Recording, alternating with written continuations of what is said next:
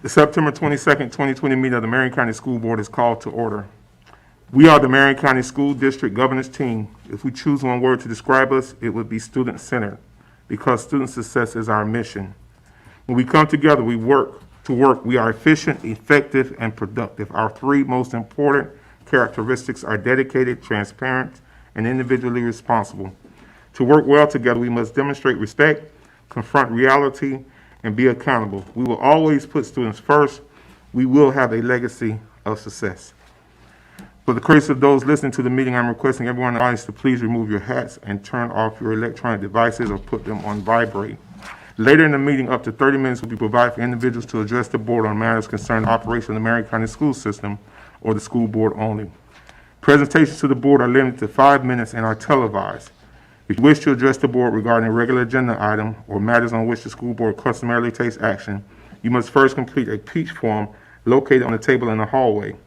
If you wish to address the board regarding a public hearing or student discipline matter, please complete a lime green form. These forms must be fully completed and received by the board secretary no later than 5:40 p.m. The procedures applicable for each are on a separate sheet. Madam Secretary, please call the roll. Mrs. Nancy Stacy, District 1. Here. Mrs. Beth McCall, District 2. Here. Mrs. Kelly King, District 5. Here. Mrs. Nancy Thoreau, District 4. Here. Mr. Eric Cummings, District 3. Here. Dr. Diane Gullett, Superintendent. Here. Ms. Suzanne Green, School Board Attorney. Here. Ms. Lindsay Barber, Program Specialist of Social Studies, Curriculum and Instruction Secretary, please introduce who will be providing us with inspiration and pledge tonight. Good evening, Reverend Chair Cummings, board members, Superintendent Gullett. Florida statute recognizes the month of September as American Founders Month, which incorporates September 11th Remembrance as Patriot Day, September 17th Constitution Day, and this week is Celebrate Freedom Week. So we're honored to have members of the Ocala chapter Daughters of the American Revolution with us this evening to provide the inspiration and lead us in the pledge. It's a blessing to have a partnership with the Ocala DAR. They volunteer in our schools. They have a great partnership with working with us. So I'd like to welcome their Constitution co-chair, Carol Bruno, Julie Weiss, and Diane Trice. Good evening. I'm Carol Bruno, and I'm very happy to represent the DAR at your meeting, especially since this is for the DAR and really nationally Constitution Week. And the DAR, you may or may not be familiar with, but was founded in 1890 on three principles: historical preservation, education, and patriotism. And we still operate under those same principles today. In order to have membership in the DAR, you'd need to prove that you have a direct lineage with a Revolutionary War patriot. And when I was doing my research for that, I found that the very first ancestor that landed on these shores came as an indentured servant. Several years later, during 1776, my then ancestor was a landowner, a respected member of his community and his church. And when the war was imminent, he was put in charge of a militia. He became Captain David Noble, and he sold a farm in order to outfit his troops. Gus and I, my husband, recently took a vacation in West Virginia, and we go to a historic inn there. And one of the things that they do every morning is have all the guests gather outside. We raise the American flag, and we sing the national anthem, which is a really wonderful experience. And since I was there on September 17th, which is the anniversary of when the Constitution was actually finished being written and was ready to go to the states. And so I asked if I could be the one that raised the flag that day, and they very happily said yes, but they had not had any knowledge of Constitution Day and its significance in American history. So that actually says to me it's a perfect indication of why Constitution Day and Constitution Week should be important to all of us. Because this was first started in the 1950s. The idea originated with the regent of the DAR at that time. It was passed by Joint House of Congress, and it was signed into law by President Eisenhower. And yet, years later, people still don't know about this commemoration, maybe because there are no sales. Anyway, the American Constitution, in my opinion, is vitally important as a foundational document for our republic and as a beacon of hope around the world. I don't know if you remember seeing images of the people in Hong Kong walking and speaking out for liberty, and they were holding American flags and singing our national anthem. I don't know if you've ever heard about the young man from Cuba who was so desperate to come to the United States that he literally took his windsurfing board, got on it, and started coming to America on that very fragile craft. And then there's Constantino Lucio Vinicio Bruno, who came here just before his 11th birthday. His father preceded him and sponsored the rest of the family. He learned English by watching television, and he worked. In elementary school, he worked with his father landscaping after school or on Saturdays. In high school, he had a job before and after classes, and his soccer skills combined with a work-study program allowed him to pay for his college education. That family valued American opportunity. He is deeply patriotic and has given back his entire life. I'm very proud of my personal American history and of my husband's American story. In his farewell address, George Washington cautioned, quote, "Promote as an object of primary importance institutions for the diffusion of knowledge, thus developing an enlightened public," end quote. On behalf of the Ocala DAR, I want to thank the entire school district and all of you especially for your efforts to cherish and maintain American freedom, to foster true patriotism and love of country, and to quote the preamble, secure the blessings of liberty to ourselves and our posterity. Thank you. Thank you.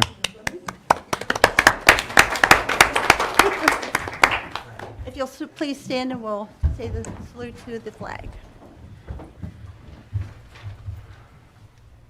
To the flag of the United States of America and to the republic for which it stands, one nation, under God, indivisible, with liberty and justice for all. Thank you very much. Thank you, ladies and gentlemen. Thank you.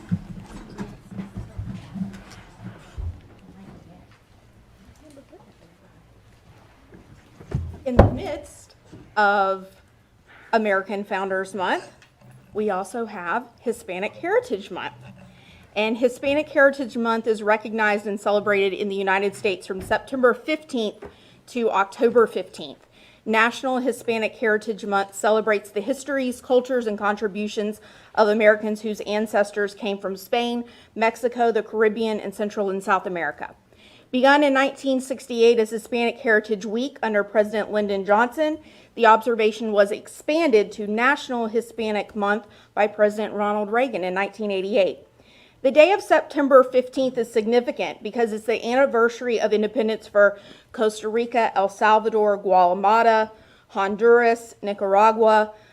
Mexico's Independence Day follows closely September 16th. Chile on September 18th. These are all countries that many of our students come from.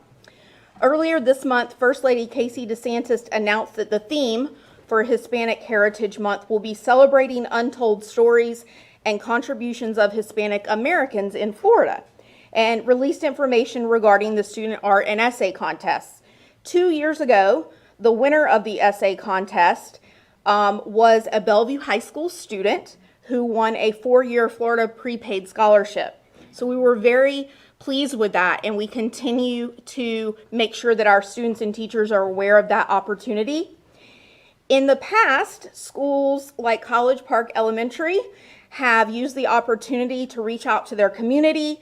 They have hosted Hispanic Heritage Festivals and family nights, fiestas with music and flags and artwork and food and culture. And secondary schools usually arrange activities by their multicultural or Spanish clubs that are just about in every high school campus that we have. With schools this year trying to limit some of these large gatherings, we're focusing and they're focusing on trying to find unique ways to still involve families and communities in Hispanic heritage learning opportunities. College Park this year is going to try to do a lot of their activities during their lunches with their students and make sure that parents are aware of the opportunities and showcase them on social media and things like that. And then curriculum and instruction provided resources to support teachers in highlighting Hispanic heritage with readings and art and music excerpts. But we do know that providing year-round, culturally inclusive and infused lessons is really best for our students, not just taking a month to celebrate something, but really do more of an infusion that really represents our community. So we're excited to continue American Founders Month and get started on recognizing Hispanic heritage. Thank you. Thank you, Ms. Barber. We appreciate it. And we do celebrate Hispanic Heritage Month as well. Anybody else have anything? Thank you so much. We appreciate that. I recommend, I'm sorry, Superintendent. Thank you. Chairman, members of the board, I recommend approval of the agenda for the September 22nd, 2020 school board meeting with the materials in the board packet, those materials distributed to board members at the meeting, and the audio recording included as part of the official record of the meeting with the exception of item D26.1 that has been placed under discussion. We have a motion on the superintendent's recommendation. So moved. Moved by Ms. Thorold, seconded by Ms. King. And it's all in favor, signify by aye. Aye. May I have a motion to approve the minutes for the July 16, 2020 administrative briefing and work session? So moved. Moved by Ms. McCall, Second. seconded by Ms. Thorold. Are there any additions or corrections to the minutes? There being none, all in favor, signify by aye. Aye. Unanimous. May I have a motion to approve the minutes for the July 23, 2020 special board meeting? So moved. Moved by Ms. King, Second. seconded by Ms. Thorold. Are there any additions or corrections to the minutes? Any discussion?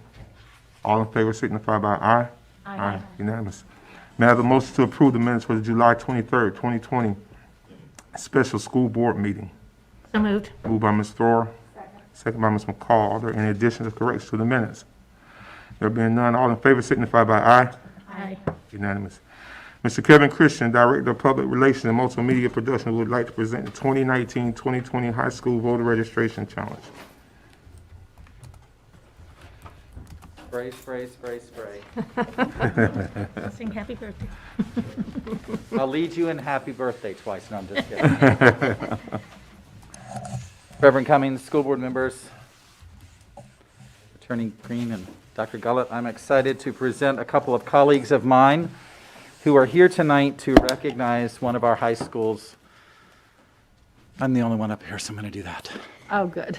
To recognize one of our high schools for, I think, really going above and beyond the normal call of duty, and that is to register 18-year-old students and higher to vote.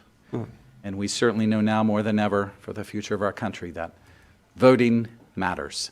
So I'm going to ask our elected supervisor of elections, Mr. Wesley Wilcox, to come forward, along with a PR colleague of mine and one of his associates, Starling Ard. And I'm going to ask our insanely popular principal of North Marion High School, Miss Livingood, to come forward, and Mr. Wilcox will share this information. Thank you. Thank you, Mr. Christian. It's clean, I didn't touch it. And since you started it, I'll continue because, once again, it's tough for me to speak as well. I tell you, one of the most nerve-wracking things I do in my life is to carry the trophy through the chairs and say, okay, please don't drop this. Please don't drop this.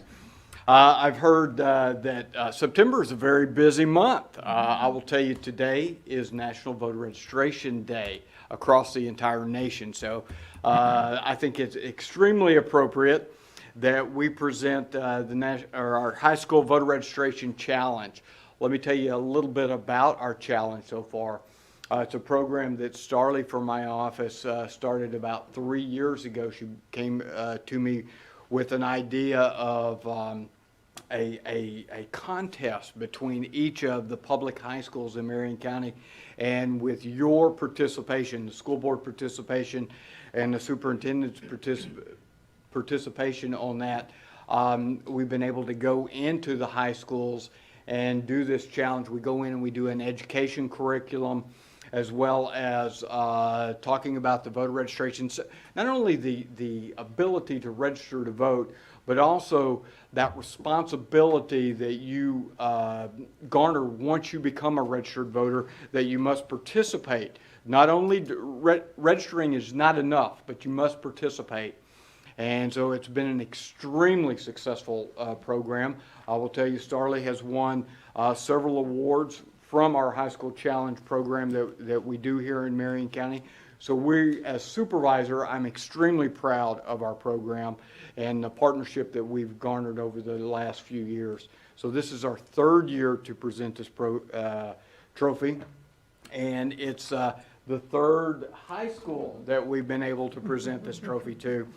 So I would love to be able to present this trophy to Mr. Hill and Principal Livinggood. We appreciate the opportunity. We appreciate your commitment to getting our students registered and getting them educated about the voter registration, as well as the responsibility that entails. So congratulations and thank you very much. Thank you very much, sir.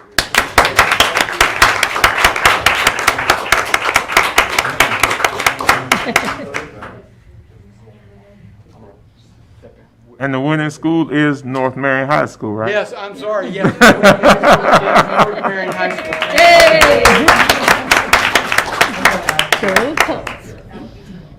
Hang on to it, Okay. unless you want to take that responsibility. As soon as I hand it to you, then it's yours. So, where do you want to stand? How do you want to- Okay. Here? Oh, you're fine.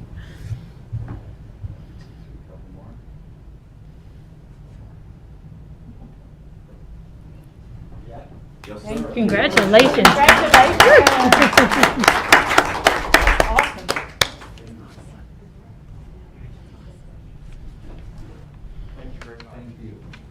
Congratulations to North Marion High School, and thank you, Mr. Wilcox, our supervisor of election, for coming.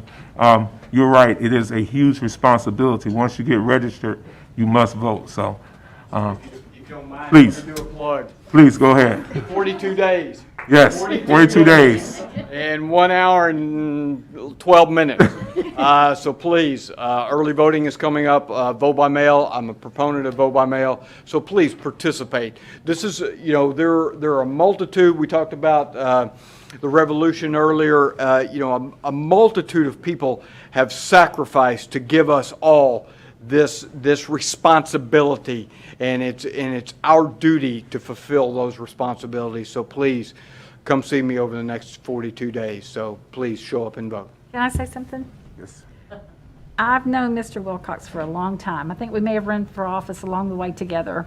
And I can tell you, our votes are safe here. We don't have to worry about Marion County. Everybody knows it. Mr. Wilcox is probably one of the top supervisor of elections in the state, especially for a district this size. And we've absolutely never had an issue, and under his watchful eye, I just can't imagine us having an issue at all. So thank you for all you do.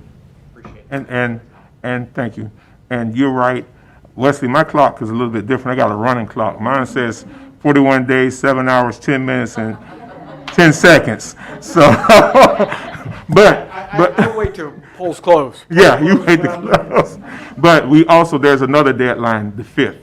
Yes, October 5th is Thank you. the voter registration deadline. So if you've not taken this opportunity to become a registered voter, please, you have until October the 5th, which was 2 weeks from yesterday.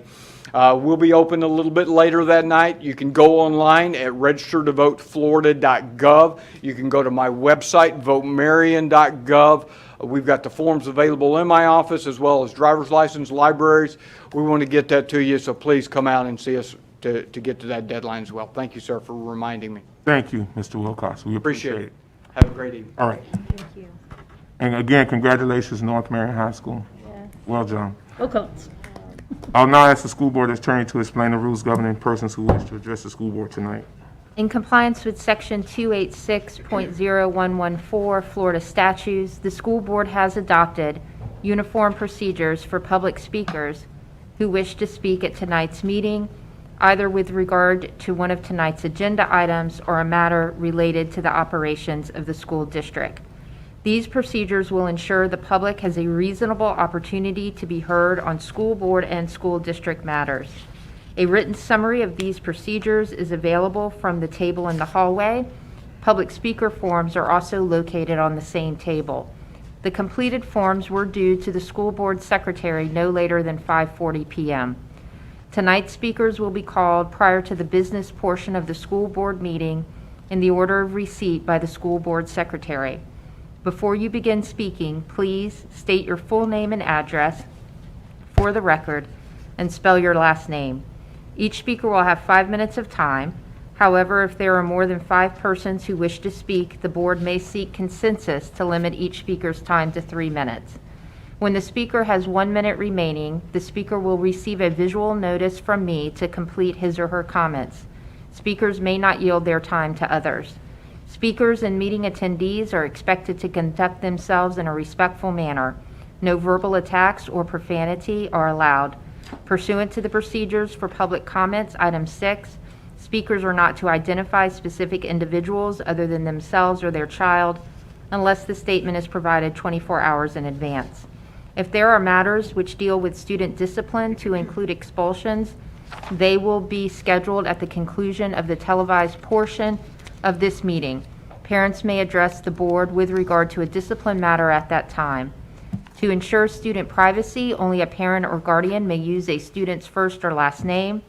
Identifying references to or identification of other students and/or their families is prohibited. Thank you for your attention. Ms. Lopez, how many? We have 4 speakers. Our first one is Rose Delilah Jenkins.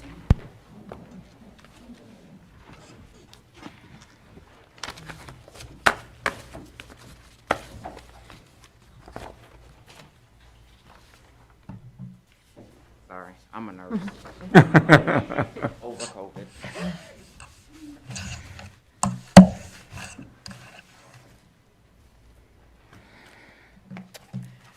Good evening, board members of the Marion County School Board, Dr. Gullett, and others. I'm Rose Jenkins, 2319 Southwest 6th Street, Ocala, Florida, 34471. Jenkins is Jenkins. I realize that coronavirus has upset the lives of everyone, including the school system. I also realize that you, the board, and the schools are implementing plans to accommodate providing instruction to our students in the best ways you can. I'm speaking tonight to address the, quote, public school system online method that is provided to those students whose parents choose not to send their children back to the brick and mortar because of the virus. This method is not working for my student, for my child, as I believe you have envisioned it to work for the students to receive some kind of quality instructional education. Speaking for my child, an 8th grader at Howard Middle School is not getting interaction, instruction, teaching from her teachers. Instead, she gets a 40, 50, or 60-minute YouTube video, and that is put on. The teacher is not present. Her camera is off, and so is her microphone. She sits there and watches that throughout the period. She is then given a worksheet to complete by 5 o'clock, and they get out of school at 3:35. And this is for language arts, math, social studies, and science. One of the videos was even made in 1982. To me, this is not teaching and not educating my child, who is a ESE special needs student. Even through this pandemic, I want my child and other students who are receiving this method to receive the best instructional education they can get, and this method is not giving them that. Board members, is this the method that we're using to try to push students back to brick and mortar? Because my child feels like she's being punished because of her illnesses and the reason that she cannot go back to school. And also, teachers who are online, They are not, if they're not online, they do not notify the student that they're not going to be there. That's a problem, because if she was at the schoolhouse, I'm quite sure kids would not be sitting in a classroom with no instructional teacher in there. So these are my issues that I have, and thank you for your time. Miss Jenkins, wait. You said that the teacher's not online No, today for third period, she wasn't online, the whole period? the whole period. Yesterday, third and fourth period, she wasn't online. As I was sitting here waiting for the school board meeting to start, an administrator from the school did call me because I have trying to take the necessary steps. And they said that it's a work in progress, and that they are going to be working with her teachers. That's not acceptable to me. I'm Dr. Gullett, and I'm concerned because this isn't the first time I heard something like this. I think when we all talked about MCPS online, the option was that these kids would get instruction. It was structured right. And so, we need to. Agree. So, Ms. Jenkins, hang tight. I'm gonna get Mr. Vianello to talk with you. And let me say this.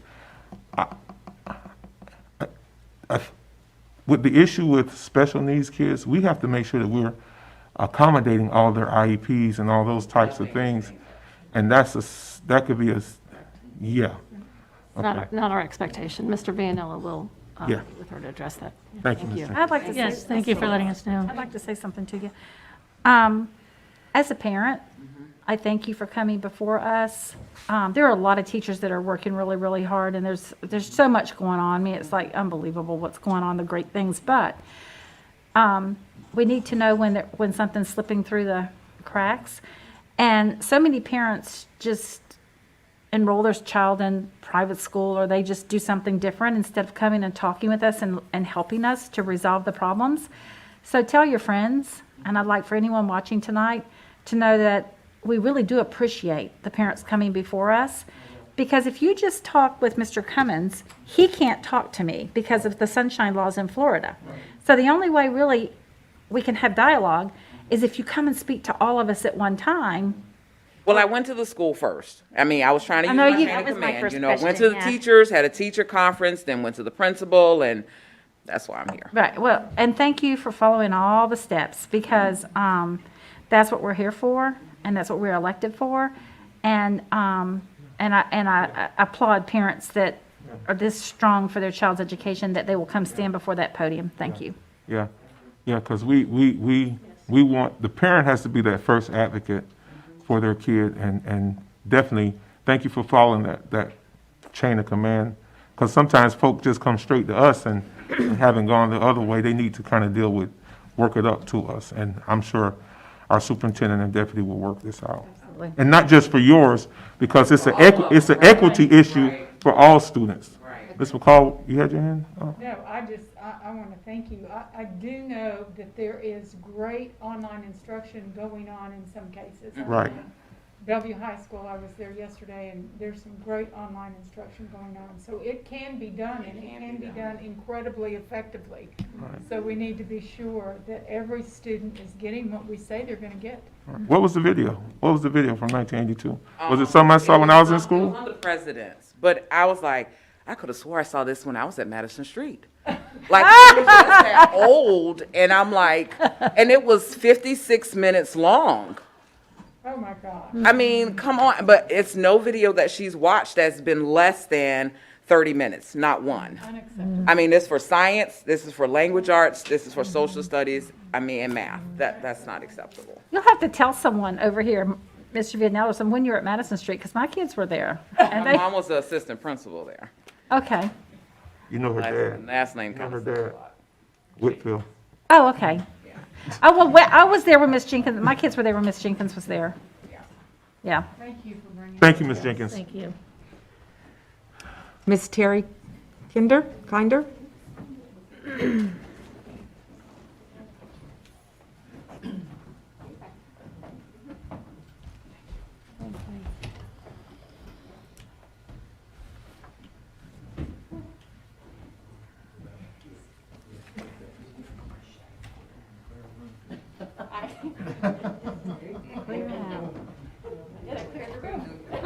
Plenty of room for you now. Name again?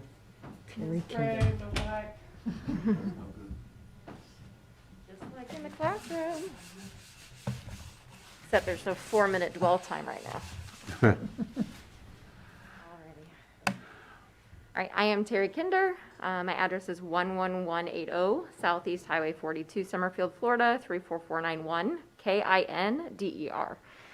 Good evening, Chairman Cummings, board members, and Dr. Gullett. You may have read or seen my open letter to the school board, which has gone slightly viral over the last week and a half. If you haven't, I will email it to you.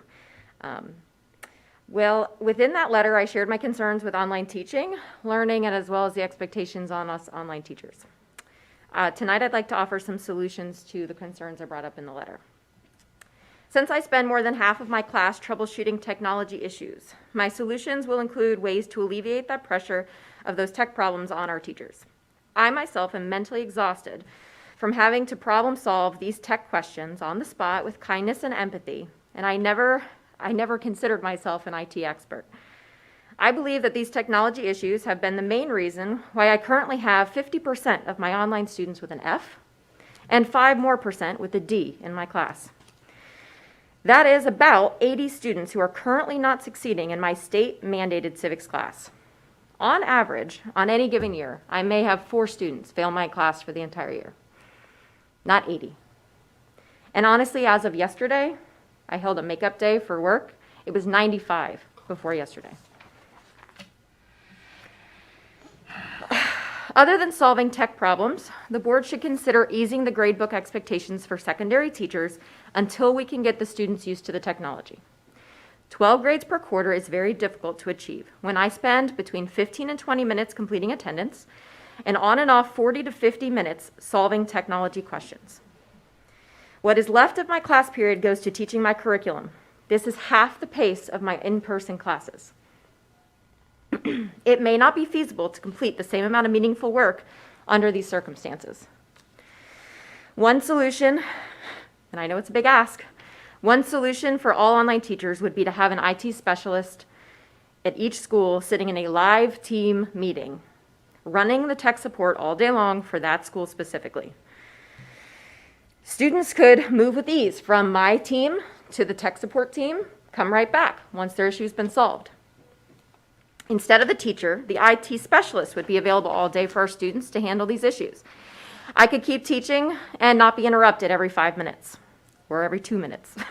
Instead of teaching my content, this is a list of the things that I myself or my coworkers have had to deal with. The tech support team, not the teacher, would be answering questions about accessing online textbooks, completing assignments within the digital textbook, downloading documents onto every type of device, including but not limited to cell phones, Chromebooks, iPads, MacBooks, tablets, desktops, PC, and Mac. The IT specialist would be the one to help students figure out how to edit the assignments that they downloaded. In addition, they can explain and show students how to upload their work back into Teams, attach it before they submit it. Students can also receive help with Teams-related issues, like not being able to get into meetings, not being able to use their hand icon or chat features.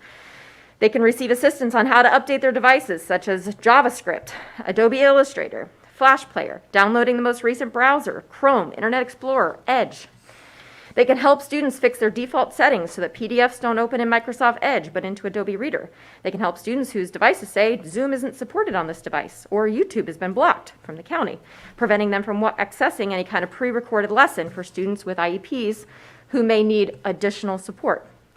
This IT specialist needs remote access to navigate the screens of our students for them, to fix these problems without the child needing an hour of confusing instructions to do it themselves.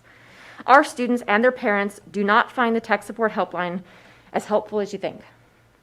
I know this because they tell me in my meetings, usually with a few explicit terms thrown in during my class. They tell me I don't want to call that number again. They want me, the teacher, to solve it kindly and show their child what to do. I honestly think that a school-based IT support team in Microsoft Teams would be an easy and comfortable way for our kids to receive the support they need compared to making a phone call. Most of the kids are home alone anyway and don't have access to a phone call anyway. 34 seconds.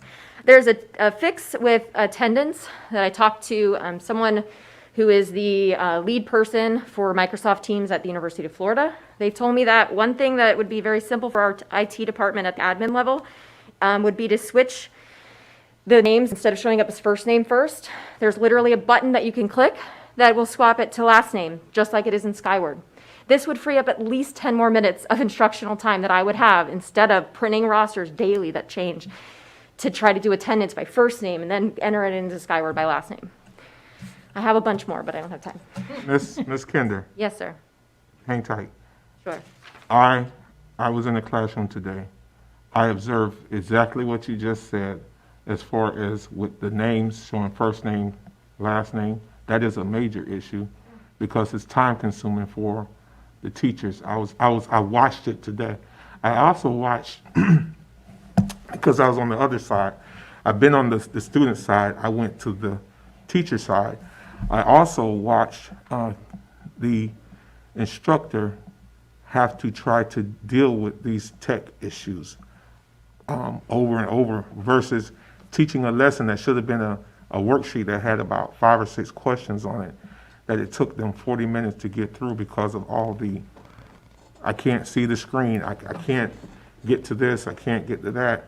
So and the kids were trying to be engaged, and the teacher was trying to be engaged, but they spent the majority of their time dealing with these issues of how to navigate and move through the system.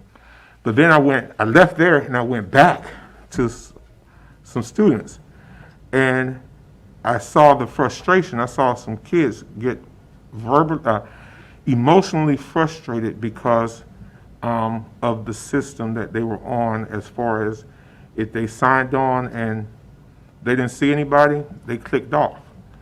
If they waited a while, and I know when we were in college, had that 15-minute rule. If the teacher didn't show up in 15 minutes, we were gone. Well, these kids are not college kids.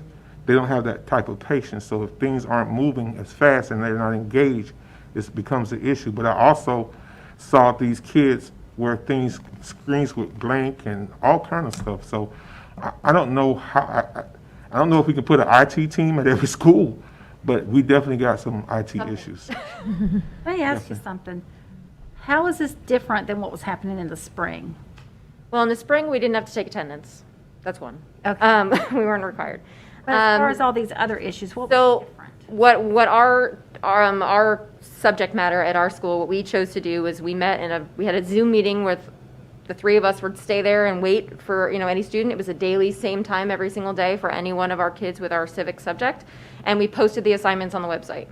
They could do the assignments, and then I made YouTube videos that we all shared, the civics department shared. I made a YouTube video of the entire lesson where I highlighted the text, I annotate the text on the video.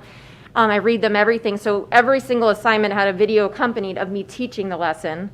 And some kids used them, some didn't need that. And then they can log in, and every day was me, all of us sitting there helping the students. We'd be available for an hour. Now, I'm not saying I want to go back to that. I really loved that. It went well for the end of the year, and we didn't have to test. We got to do some really creative civic stuff and current event stuff. But there's a ton of content, and if we're still being state tested, I mean, our civic scores are literally #1 in the entire county and have been for years. I'm not saying like that's end all be all, but like we work really hard to make sure our kids understand my content, and I have never felt more like a failure, ever. Are you doing Microsoft Team, or is anyone doing Google, or what are y'all doing over there? We were told to try to embrace Teams initially. After my letter went out, our principal did say, okay, maybe we can go back to let's do what we feel comfortable with. I tried using Zoom to give the CSMA, and there was 10 kids total of my students out of my 150 online kids. It was 10 kids who could not access Zoom on their device. So I had them in Microsoft Teams on one screen, and I had Zoom going with all the other kids. The reason I did that is because I can't see most of their cameras on Microsoft Teams. Doesn't matter how many people have come in to try to fix it, it doesn't work.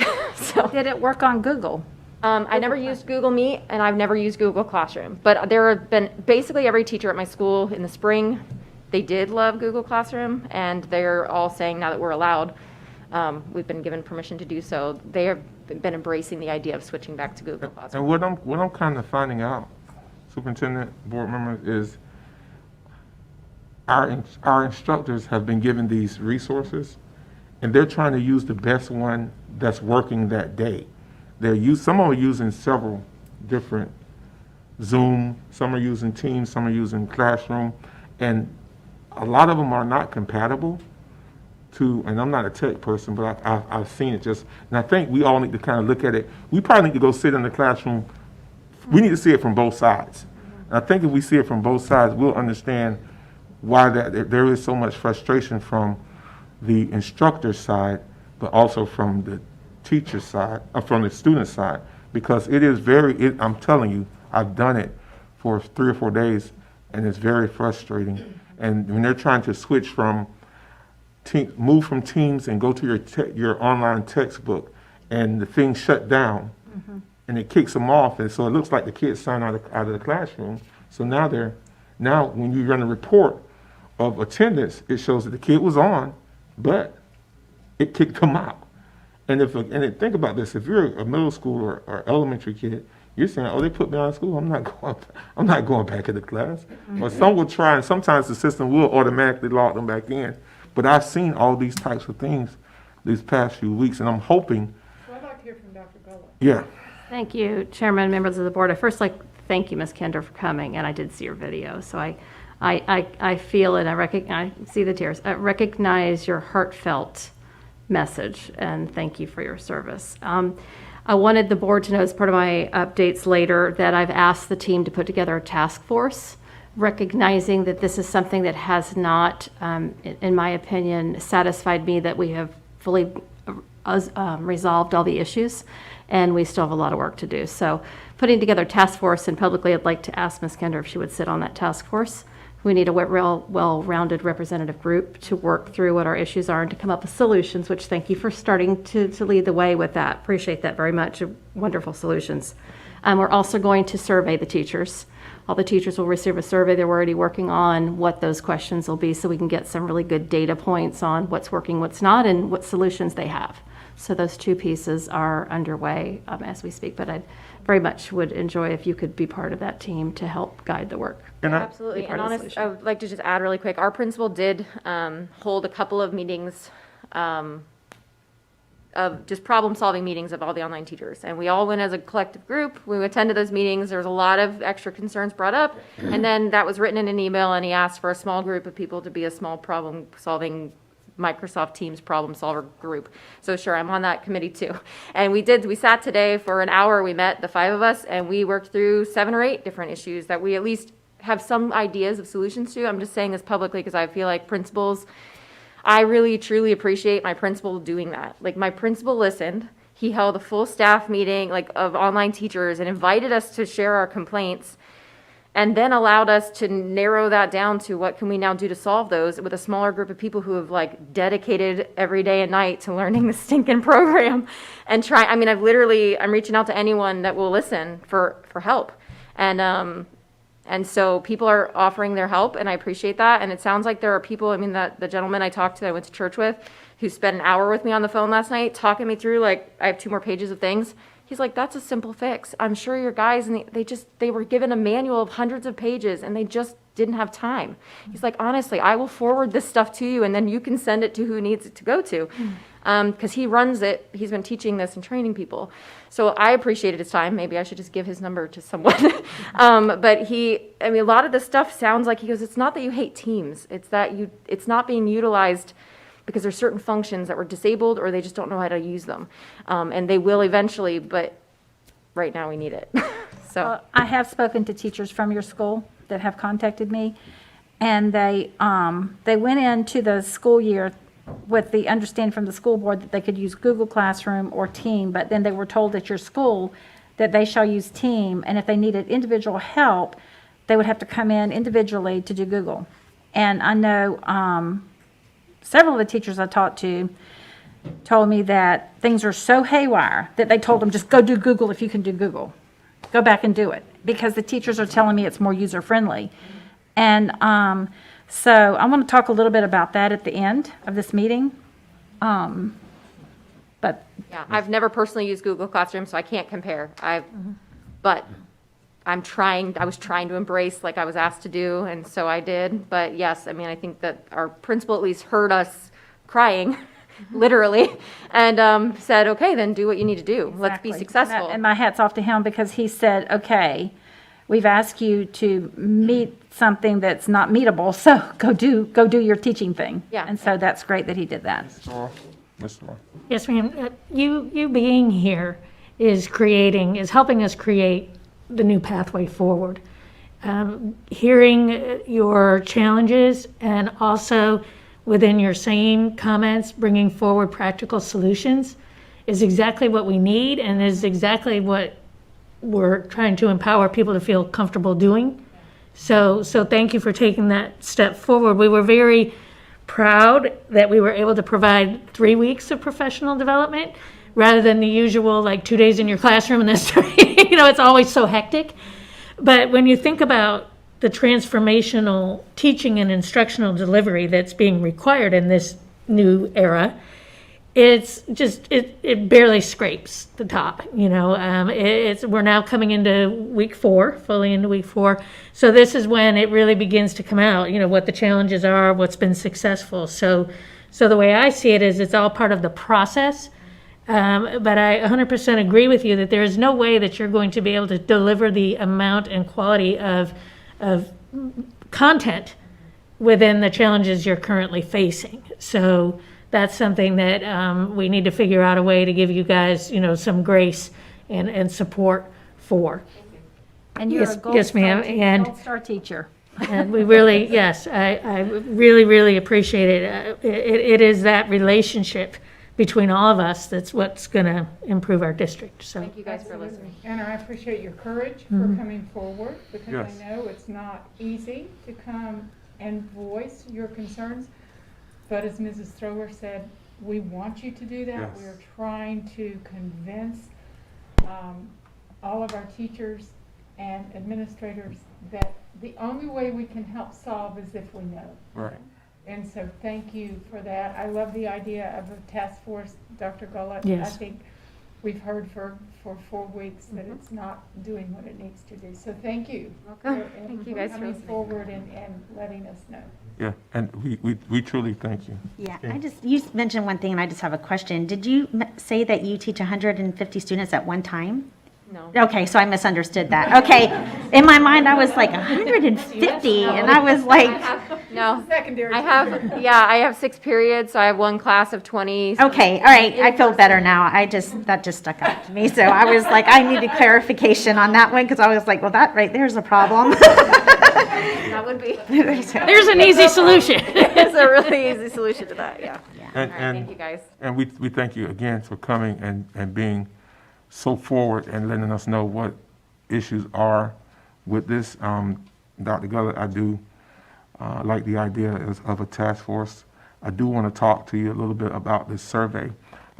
Some staff have mentioned to me about us doing a survey, but not a digital survey. They prefer that it be paper and a box that they can put it in They and like those somebody come kind pick of it up. best. Yeah, That way that you'll get a true data. That's true. absolutely. Happy to. We've Yeah. talked about that before. Yes. Understood. Thank you, Ms. Kendall. What school? Bellevue Middle? Yes, sir. Bellevue Middle. And civics class, wait a minute, back up, one more thing, I forgot. We're almost out. She mentioned about these grades, because we know progress reports are going to be coming out soon. Yep. So you're going to be getting a bunch of phone calls if Oh, these kids are at those type of grades. How, I'm sure Dr. Gary is going to try to work, you guys are going to try to figure out Send a something. Sky Alert home and all online kids. You're 90% of you are failing. That's how the Sky Alert should go. I have been holding makeup days that's just, at this point, I can't even move forward because the kids kept failing stuff, so I had to keep having them You're still redo stuck. things. And then I sit there with them and have them, a lot of my ESE students, I wish that I say to them, I wish you were here. Like, I could help you. Like, I just want them to be right next to me and I can show them on the paper. Doesn't matter if I recorded it and I showed them where it highlighted and I have them rewatch it. They're just really struggling. And then my ESOL students are they're struggling. And I got Google Translate, thankfully, but it's just not the same as having them right there with you. And I'm not saying I want them in my room. I'm just saying, like, there's challenges that I can't even spend the time with those kids who truly, truly need it. Like, the other kids could log off after, say, 40 minutes if they understood it and they did the work, they submit it, bye. You guys are done after, say, an hour total of instruction.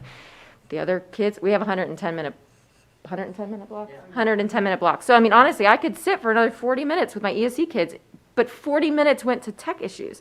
So I could be utilizing the time more effectively to help those ESC students, but right now. And you're accountable for every minute. Yes, but anyway. It's alarming when you hear 90% of your students are failing. Correct. That is. Well, it's 55% with a D or an F, 50% with an F. Oh, it's alarming to me. I cry daily. Especially, She is an excellent teacher. especially with civics, one of the areas that we're going to be gigged on. So, thank you, Ms. Kendall. Ms. Cheryl Lindstrom?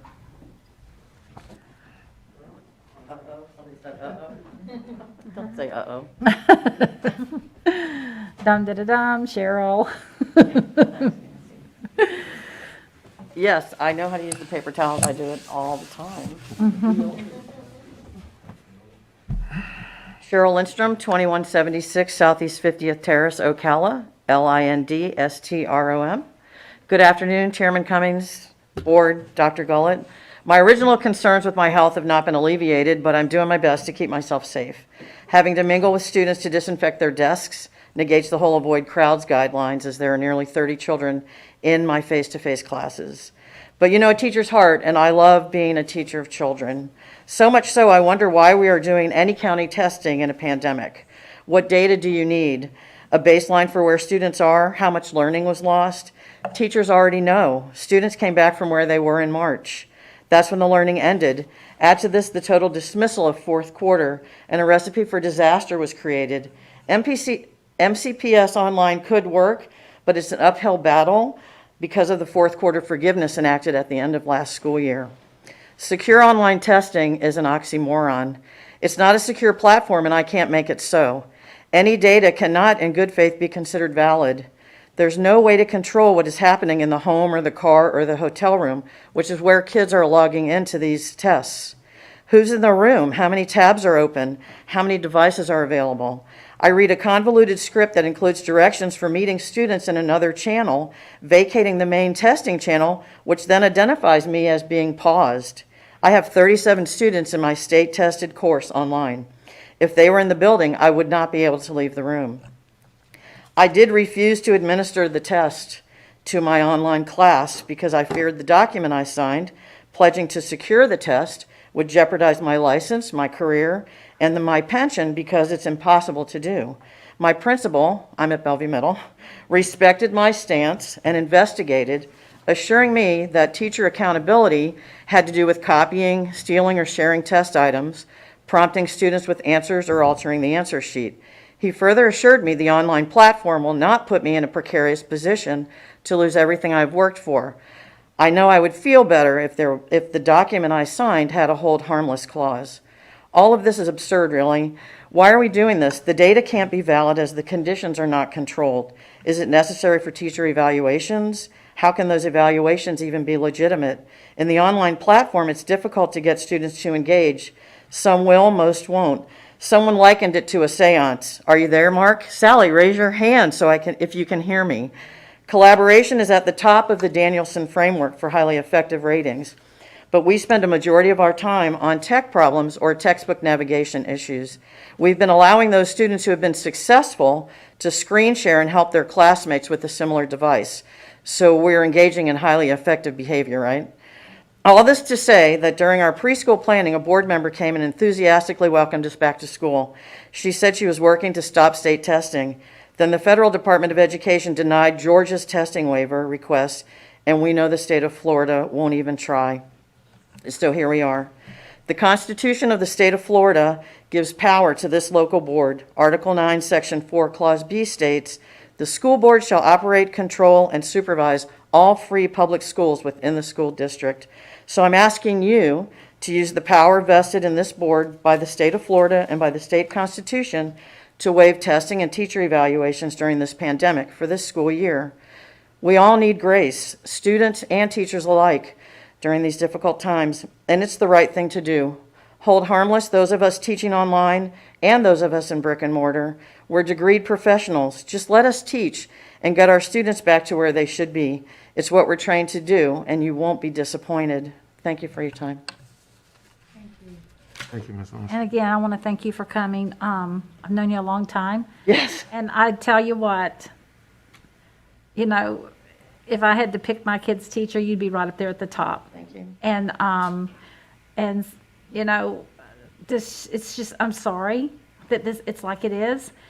And this board, I mean, we'll do everything that we can do. I'm sure we'll talk about what can we do, and we'll talk with the superintendent about what can we do. But I appreciate that. I applaud the teachers out there at Bellevue Middle. You guys are, you know, thanks for coming to us.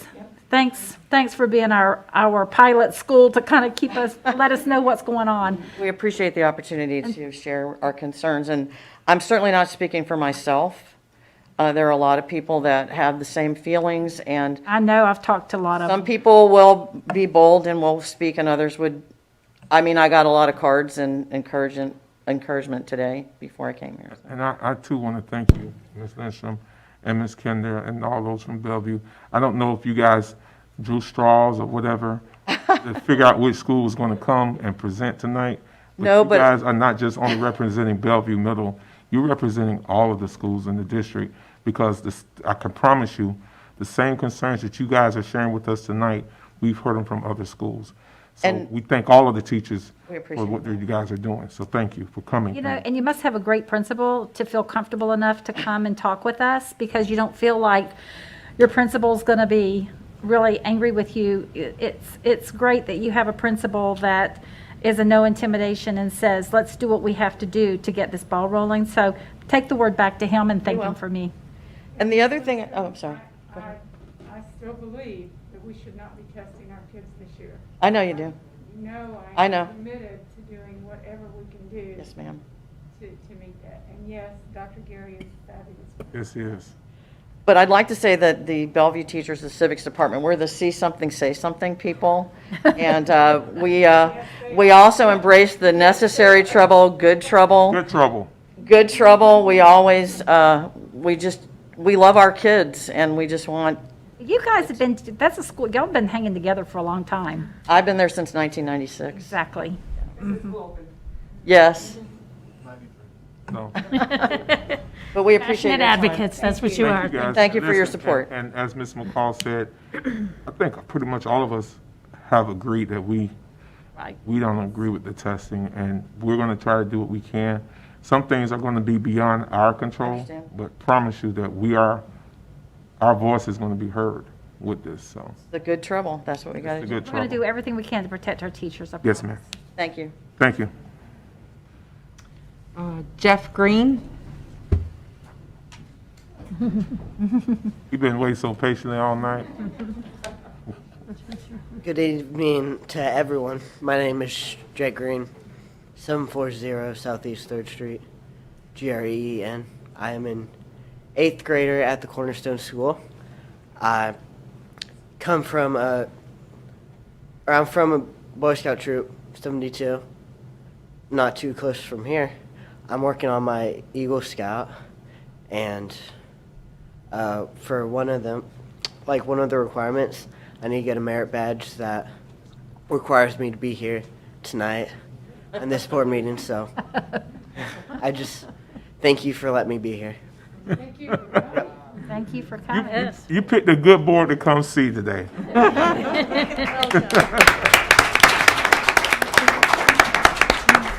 Thank you, Mr. Green. We appreciate you being here. Any other speakers? That's it? Okay. No other speakers?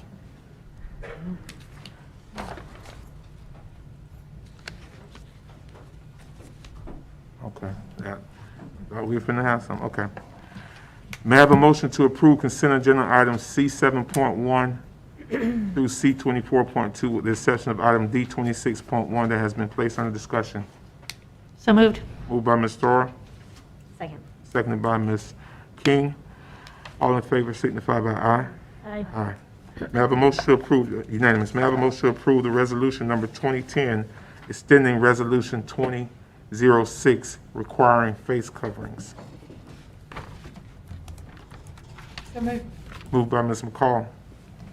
Second. Seconded by Ms. King. Any discussion? All in favor signify by aye. Aye. Unanimous. May I have a motion to approve the following cash or tangible donations that have a total value of $72,826.98. $10,000 to Forest High School from CenturyLink Clark M. Williams Foundation. $1,538.48 to Hillcrest School from United Way of Central Ohio via pass-through Public Education Foundation of Marion County. $1,410 to Marion County Public Schools Student Services Psychological and Social Work Services Department from Marion County Tax Collector, Florida Employee Fund. $10,000 to Madison Street Academy from Madison Street Academy PTA. $1,000 to Marion Technical Institute from First Christian Church Disciples of Christ, Romeo, the men's group. 50 Dell Chromebooks and resource packages valued at $23,999.50 to Marion Technical Institute from Alarm.com. $13,500 to North Marion High School from Mid-State Skin Institute, LLC. Student backpacks and supplies valued at $1,003 to Ocala Springs Elementary from the Marion County Veterans Council Incorporated. $1,000 to Osceola Middle School from Theodore Obertoffer. Student backpacks and supplies valued at $1,003 to Romeo Elementary School from the Marion County Veterans Council. $1,000 to Shady Hill Elementary from Exceptional Urgent Care Center 1 and Corp. $2,500 to Shady Hill Elementary from their business partner, Signature Brands, via the Public Education Foundation of Marion County. $4,873 to Shady Hill Elementary from CenturyLink Clark M. Williams Foundation. May I have a motion? So moved. Moved by Ms. McCall. Second. Seconded by Ms. Thor. Any discussion? All in favor signify by aye. Aye. Unanimous. Ms. King? You- Yes.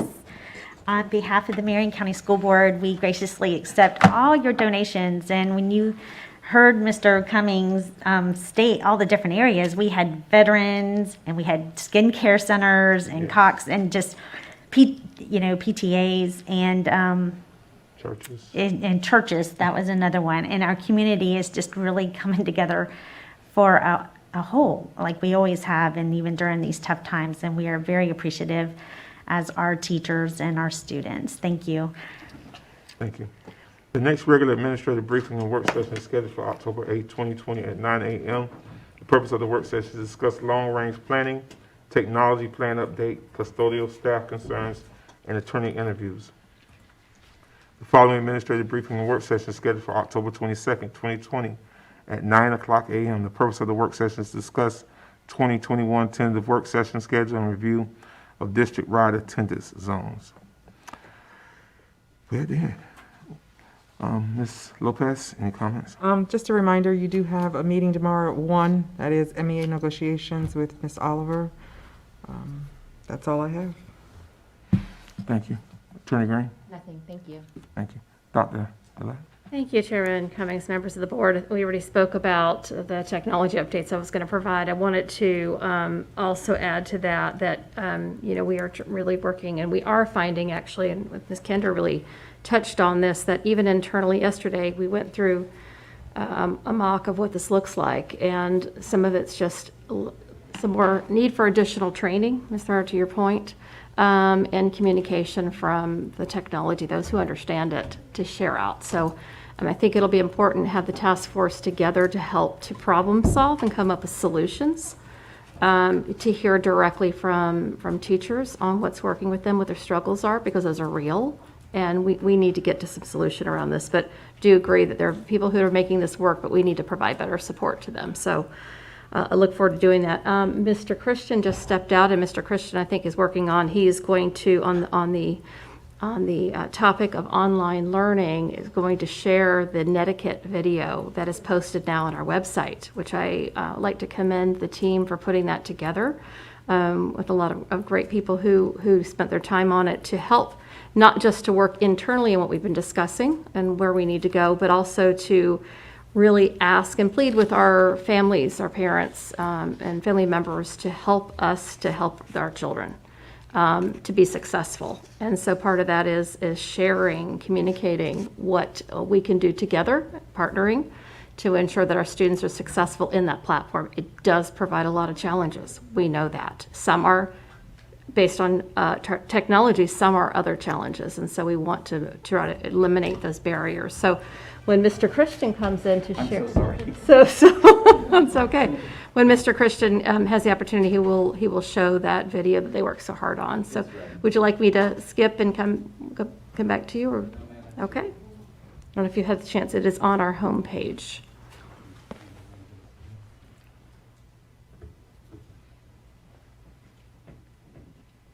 Okay, apparently you can go on for a moment. We have to put the audio. Okay, so we'll come back to that. Thank you.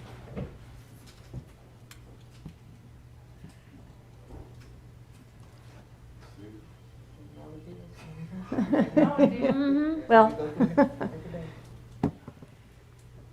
patience. We'll come back. We'll come back. All Thank right. you. Ms. McCall. Yes, yesterday I was at Bellevue High School, and I always love going out to Bellevue High School. They're always doing great things. And Miss Annie Shepard, who is their student activities director, and a group of students were hiding these all over campus. And so they gave me one, and I thought it was such a clever idea that I wanted to share with all of you tonight and to tell Miss Shepard and her students thank you. So this is through the Sandy Hook program, the Save Promise Club, which is Students Against Violence Everywhere. And what they did at Bellevue High School was they put these little ducks and they hit them all over, and it says, keep the duck, pass it on, or put it in another location. And the three things that this little duck is supposed to remind the students and the faculty of is, number one, if you see someone alone, reach out and help, and start with hello. So I just think this is so great. So I have a little rubber ducky that I'm going to keep, but I just thought it was so creative, and they're all over the campus. So I thought it was great. Also, I just want parents and teachers to know we hear you. We understand that the frustrations are there. We are working to help solve the comments tonight, help us understand what some of those problems are, and the way we understand them is for you to tell us. But we also need help with solutions. So I think the task force that Dr. Gullett has put forward is going to be great. I've been in management for a long time, and I've always told my staff that if you have a problem, come to me, but try to come with a solution in hand also. And so we can't do this alone. We need your help as parents, as teachers, to help us with those solutions. We will be successful. It's going to take time. This is so new to all of us. We can't reach out and touch those children that are online. And it's very difficult for that compassion to come across over a video screen. But it is there, and we hope you will be patient and help us with the solutions. Thank you. Thanks, Ms. McCall. Ms. Stacy. Oh, take this down. I've spoken to Dr. Gullett about this. And it's so nice we have an appointed superintendent, because for years there's just been a culture of dishonesty with the school board, where we would read about things in the newspaper, and that's how we'd find out, not from just one administration, but from many administrations. It's been this way since I've been coming to school board meetings for 25 years. It's just the kind of the way it's been. I would talk to a school board member, they didn't know what was going on because staff's doing it. And in the days where we had the elected superintendent, where staff probably did know more than the elected superintendent, often they were out of a coaching program or something, and they were more like a figurehead, and the employees, the executive directors, the employees pretty much did run the school system, and the elected superintendent was a figurehead. things are so different now. And I feel like there was still a little bit of a culture of dishonesty to the board that still rears its little head up every once in a while. When we started with the online, I asked the speakers to please be honest. Are we going to do Team? Are we going to do Google? Y'all will probably remember me really hammering in on that, because it just made sense to me. If we had some of the parents on Google and then they had another kid that was on Team and they were trying to do it, I mean, it only just was a recipe for disaster. And I'm not an educator, and I could see that. And so, no, everybody's going to be able to do, what they want. But yet we never unlocked meetings for Google. And when we had the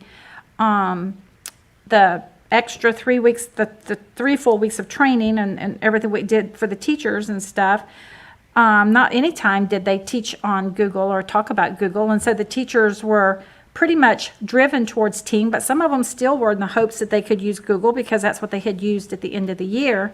Then I found out our substitutes were taught on Team, that the substitutes were going to come. So if they had a Google Classroom teacher, the substitutes taught on Team. And I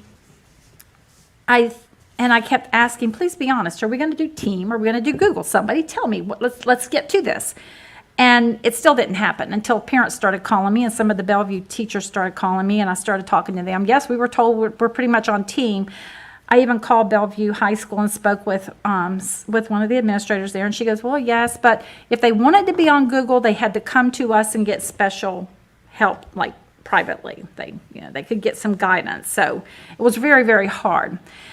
And I would just like to encourage staff that this is a new day here.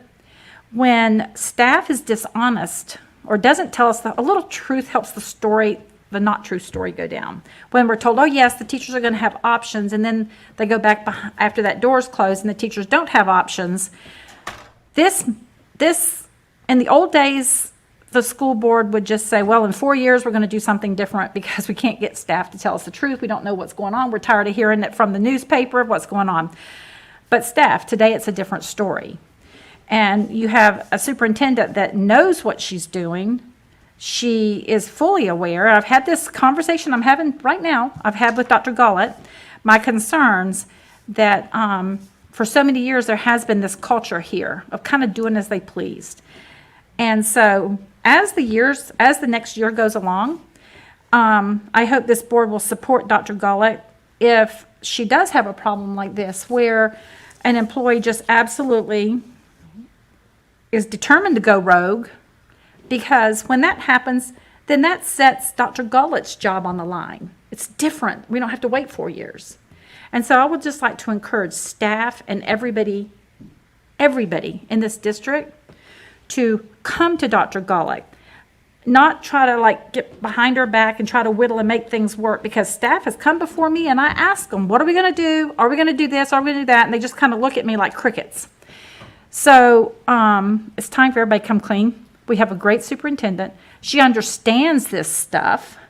So there's no reason anymore to go kind of do your own little fix to make things roll. She needs to know what's going on so she can tell us what's going on, so that you do not continue finding out what's happening in your district by reading the newspaper or parents calling you. Like parents calling me and saying, I don't know what's going on. I got this one kid just doing it. And it was so unnecessary. If we were going to do Teams, someone should have come out and been honest with us, whoever was heading that up in the beginning, and got all the parents on the same page. It should have been done the 3 weeks during the planning. They shouldn't have come in here and played monkey games with us back and forth at that podium, telling us, oh, the teachers have a choice, when the teachers didn't have a choice. They weren't being supported. We haven't unlocked Google Meet yet. I called the villages because we're having such a fiasco. I called the villages and I spoke to the head IT person in the villages, Patrick Murphy. And I asked him, I said, how's it going down there? Because it's not going well here. We've got 2 platforms going. He said, we use Google Classroom. We Google all the way. It's running smooth. Everything's great. I said, well, do you use meetings? Yes, everything's unlocked. Do you have security? He said, of course, our district there's not a security issue anymore with Google than with anything else, because Team was set up for older people to use, and they're trying to retrofit it for classrooms now, where Google Classroom was set up for classrooms.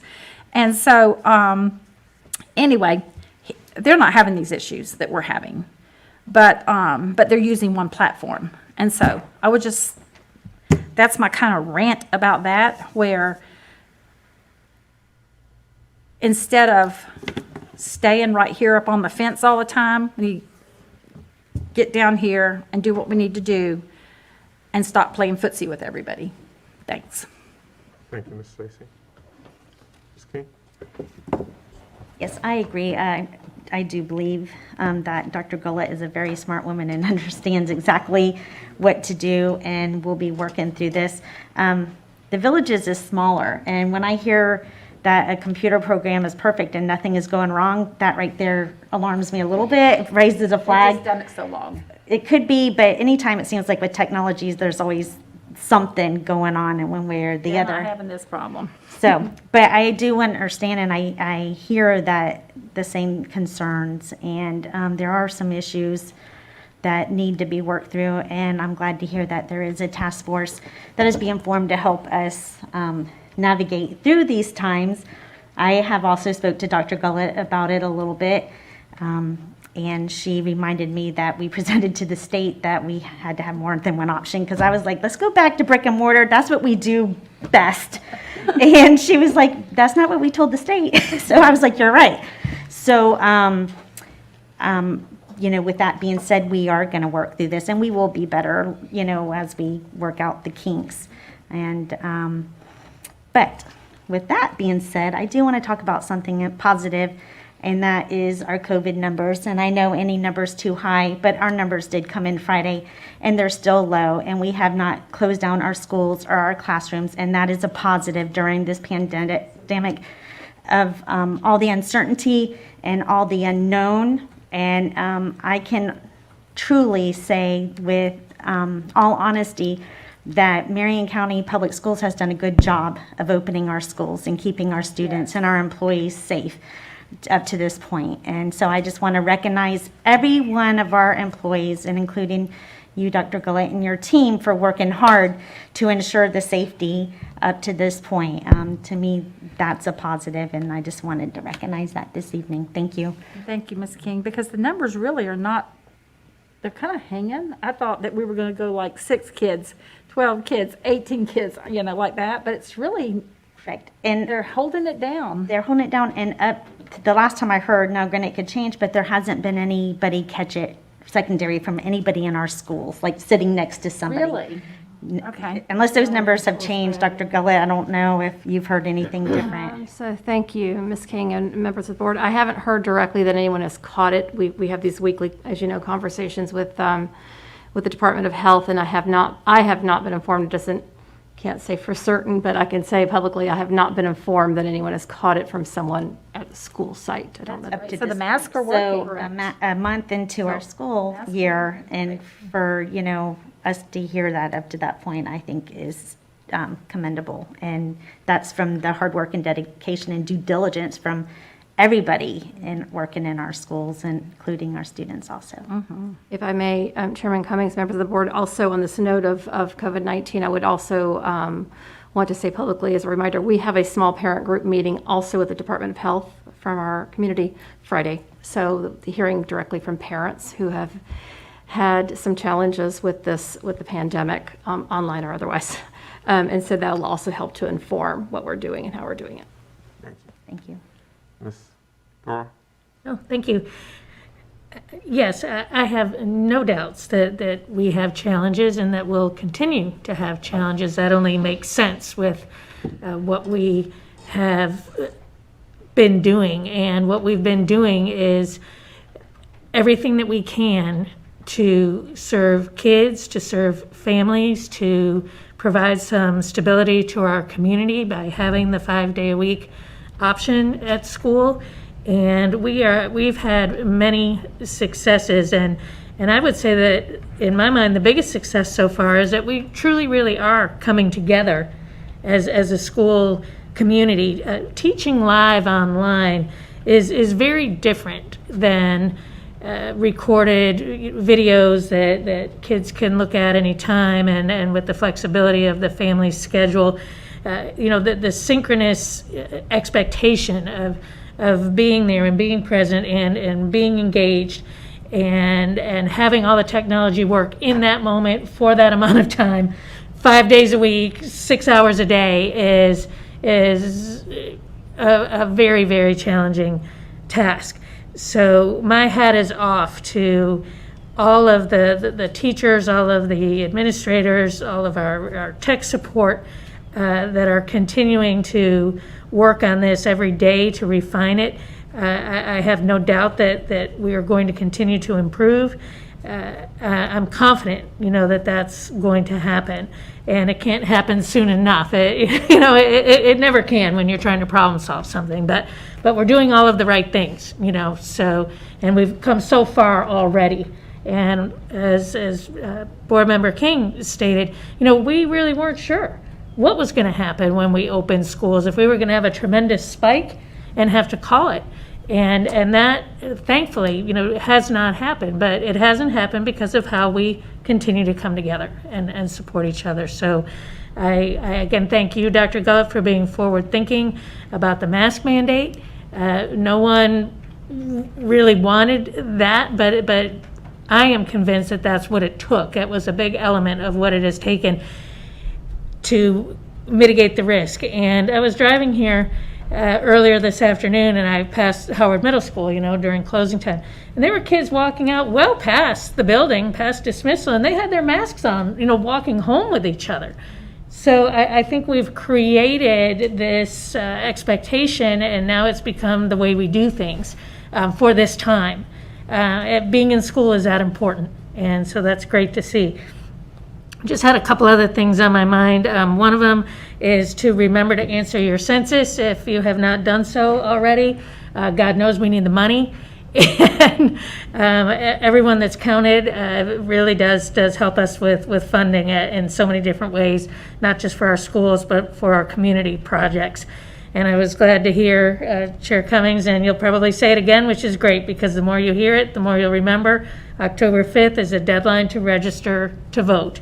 And I have had people come to me that have said in the past, it's the first time I've registered to vote because they had someone in their mind that they really wanted to vote for. And that's great. Whatever your motivation is, just register to vote and get out there and vote. And with that, I have really enjoyed being a poll worker. And I've worked for the primary election because Supervisor Elections Wilcox said they needed more help. And it's a long, draining day. You're there for like 12 hours and you're not allowed to leave. But it's incredibly interesting, and I agree with you 100%, Ms. Stacy, as I feel completely comfortable with the security of my vote here in Marion County. And I know not maybe everywhere across the nation can say that with as much confidence as I am, but I am completely comfortable. And so we need to be careful of the misinformation and the disinformation that is shared all over social media. And the misinformation is sharing what you didn't know wasn't true, but the disinformation is even more dangerous, and that's sharing what you know isn't true. And we don't need that right now. We've got enough going on in our lives. So let's again come together on this issue as well and reassure each other that voting in Marion County is safe and secure, and everybody needs to get out there and make their voice heard. And then finally, I would be remiss not to mention Ruth Bader Ginsburg, our Supreme Court Justice that passed away recently. I know that I've benefited from her powerful advocacy for women over so many decades, and I really admire the friendship that she had with Supreme Court Justice Anthony Scalia. They could not have been further apart in so many ways politically, but they found common ground, and they always treated each other with respect. And I think that that's a really good reminder for all of us in these days and times. So once again, everybody just keep swinging. We'll get there, and keep coming forward and keep bringing those solutions. Thank you. Thank you, Ms. Thor. We heard a lot of conversation about things that are not going wrong, that are not going right as far as the technology in our district. I do believe that because of the conversations tonight, because of the discussion and the candidness and the forwardness, that we will start to make some ends on what we heard tonight and will get beyond that mountain. When we came up with online, MCPS online, and we talked about back to school, the biggest thing was making sure that we were able to provide instructions, equitable instructions for all of our kids. So I think we as a district are moving towards trying to make sure that whether that kid is in person, face-to-face, or online, that we're going to be able to provide that equitable instruction. It's going to be difficult because it's new. It's transitional. So we're going to have some obstacles to jump over and go under or around. But I believe that there's enough people in this district that are problem solvers, that are smart enough. There's enough parents in our community. There's enough teachers in our district that we can work this out. And I think the task force is going to be instrumental in us making those inroads to those things. I love the fact that Ms. King brought up the fact about safety. Y'all know I come from a safety background, so the thing with me was safety. Safety. And we have, let me say this, and I don't want to jinx us or anything like that, but the reason that our numbers have been good is because of what everyone has done. Not one particular group of people, but everyone has had to buy in to what we said is going to keep our kids safe. The bus drivers, the teachers. You saw Ms. Lindstrom here tonight wiping this down, saying this is what I do on a daily basis. Our custodians, everybody has had to buy in and keeping our kids safe. And that's the reason why our numbers are looking the way. Now, let me say this, don't get complacent and please don't go backwards. We need you to keep doing what you're doing until we come out of this. And eventually, I do believe that we will come out of this. And even when we talked about the mask mandate, and I'm one of the first ones to say that it's uncomfortable wearing masks. I'll tell you that. It's very uncomfortable to wear masks all day long. But is it necessary? I think it is right now. I really think they work. I do too. And sometimes unpopular or tough decisions are made not to punish people, but they're made to save, heal, and for us to be able to move forward. And I think that we made some unpopular but tough decisions as a board, as a district. And the reason that we haven't had a school shut down, knock on wood, is because we did the right thing and made those tough decisions. So we're gonna always have people that's gonna criticize and say whatever, but I can sleep at night knowing that that the numbers are doing what they're supposed to do because of what we're doing as a district. So I'm grateful for that. And I'm just really thankful for that. I'm glad Mr. Wilcox, our supervisor of election, came and emphasized voting. We do need everyone to register to vote. The deadline is the 5th, and we just want to encourage everybody to vote. Whether you're going to vote by mail, early vote, in person, absenteeism, I think your vote is going to be counted. So please make, definitely in this county. I've watched Wesley's, Mr. Wilcox's operation. I've been behind the scenes and seen it, and it's a tight running, and he is one of those people that does his job with integrity. So Marion County, please make sure that you go vote. Don't sit home and say my vote's not going to count. Every vote's count. That's your voice. If you don't vote, don't complain. If you don't vote, that's your voice to say whatever you feel. So I encourage everyone to please vote. Again, the deadline for that is October 5th to register to vote and then be able to vote. Two other things, and I'm going to, 3 other things. I do want to commend all of our staff, all of our teachers. As I said, I've been in classrooms. I've been going behind the scenes because I've seen, for the first 3 weeks of school, I saw the student side, and then I need to see the other side. And it is frustrating for everybody. It's difficult. It's different. It's going to get better. but we need everybody to hang in there. And I want to commend these teachers that came out from Bellevue. Like I said, I don't know if all the schools got together and they drew straws to see who was going to come or whatever, but they were not just speaking for Bellevue. They were speaking for staff across the district. Those issues that they brought up tonight are district issues, and we will address them. And I saw the superintendent taking notes as fast as she could write. Yes, she was. Yes, she was. Now, two more things, and I want to end, and these are not negatives, but these are things that we need to be aware of. I've recently been getting calls about how kids are dressing, stuff like that. Parents, please familiarize yourself with the student code of conduct and the dress code at the particular schools that they attend. Please know that every school can be a little bit, the codes could fluctuate or be a little bit different at the school. So please know those code of conduct rules and the dress codes, especially when it comes to ripped pants and stuff like that, making sure that it's in compliance. We want our kids to be dressed appropriately and make sure they're doing the things well done.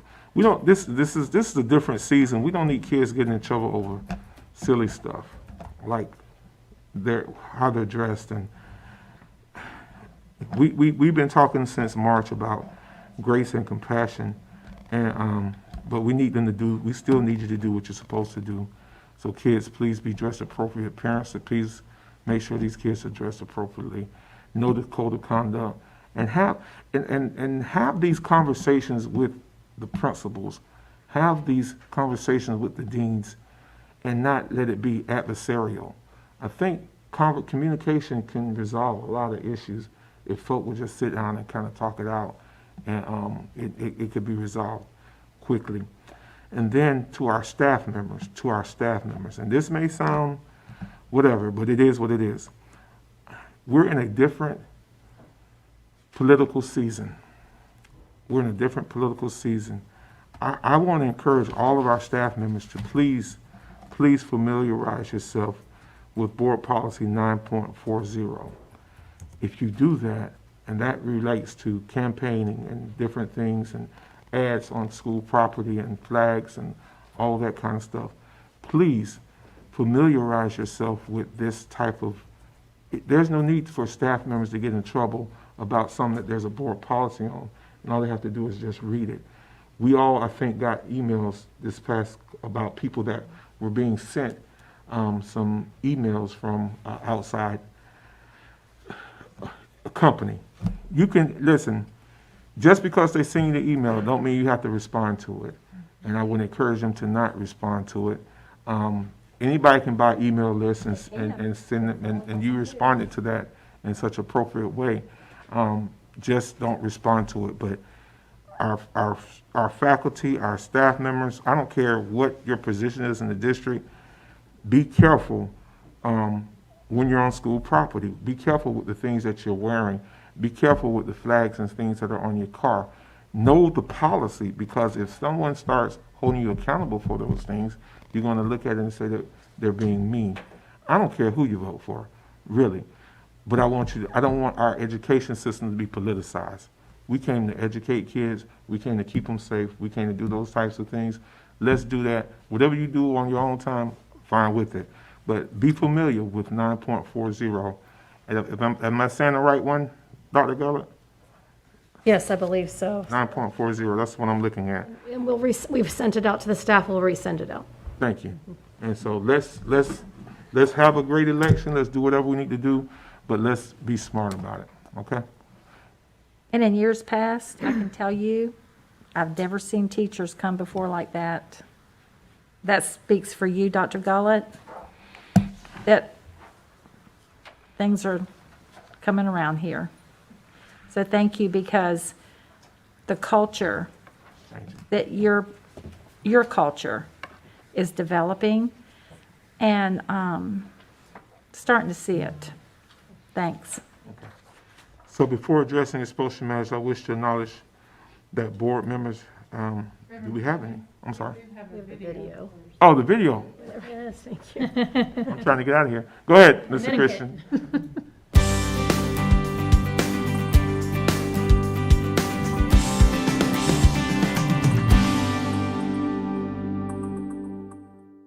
Hello, and welcome to this video about etiquette for MCPS online learning. I'm Reverend Eric Cummings, Chairman of the Marion County School Board. I'm a strong believer in appropriate behavior when it comes to online learning. This video will help you, especially as parents and guardians, help your children in the world of online classrooms. Online etiquette, or netiquette as it's called, is important and essential for us all. We're here to support you as we transition to online learning because it's a huge process for all of us, teachers, students, and parents. While we can't duplicate the value of face-to-face learning, we believe learning continues when we all work together. Standards of conduct are just as important in the home classroom as they are in the traditional classroom. This is where you can help them most. First, review the communications from your child's teachers, school, and the district, especially for online expectations. Emphasise the value of your class time to your child, and how they behave in school should be the same as they behave at home in the online class. The same standards apply to both. Next, create a favorable learning space where students can be productive. While we as teachers provide the structure for learning, occasional help from you is fine, as long as it doesn't become overwhelming and hinder your child's learning. You can offer help from time to time, but reach out to your teacher if that help becomes more than just occasional. As well, allow your child to work independently while you monitor the resources they use. This preserves the academic integrity of their work.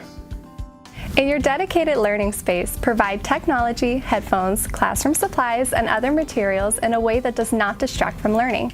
You should remove interruptions like pets, loud noises, TV, and other distractions because the device's camera shows everything in the learning space.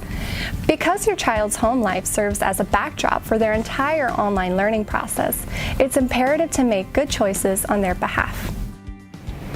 Always make sure the camera and microphone are pointed directly at your child. This helps teachers best gauge how your child is learning the instructions we're delivering. If your child is distracted, we can refocus and re-engage them. If they're confused, we can see that too and can help. This helps us as teachers deliver instruction best designed to meet your child's needs. Next, make sure your child spends adequate time on each lesson taught and progresses through the instructional activities. To get the most benefit, your child needs to stay for the entire class. They miss out on critical learning every time they get up and step away from the screen. Plus, it can be repeatedly distracting to the other students in the online class. Your child should only be communicating with the teacher unless otherwise instructed. Chatting with classmates during class time is really the same thing as talking in class. As in the traditional classroom, all discussions must be related to the course content and be polite, courteous, and respectful. Anything less could be punishable based on the Code of Student Conduct.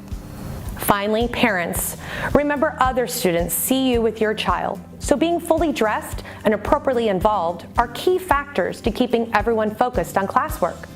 We're all adjusting to the new standards for online learning, and even in high school, the challenge is there. As a former Marion County Teacher of the Year, I believe parents and guardians want what's best for their children. We as teachers do too. These few minutes spent learning the basics of netiquette will pay off with high-quality learning for everyone involved. Thanks for helping us help your child succeed.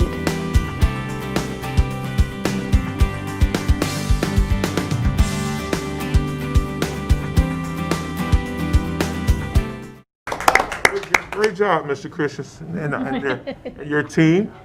Great job, Chair Cummings. The credit goes to the team because they made it happen, and those teachers were amazing. They really were. So thank you. It's a team effort, just like when Miss Boston Ellis gets up here. It's a team effort for the guys behind that wall. Thank you. I thought I heard something. Did y'all hear that? That was a nomination for an Oscar for me.